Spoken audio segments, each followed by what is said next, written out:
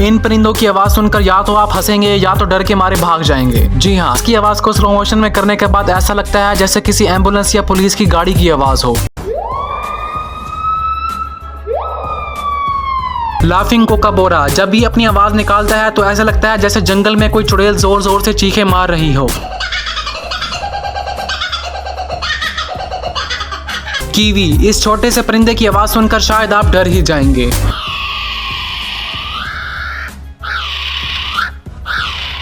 White belt bird, अब इसे सुनिए, जैसे ही ये अपनी आवाज निकालेगा तो आपको ऐसा लगेगा जैसे कोई अलार्म या फिर डोरबेल बज रही हो।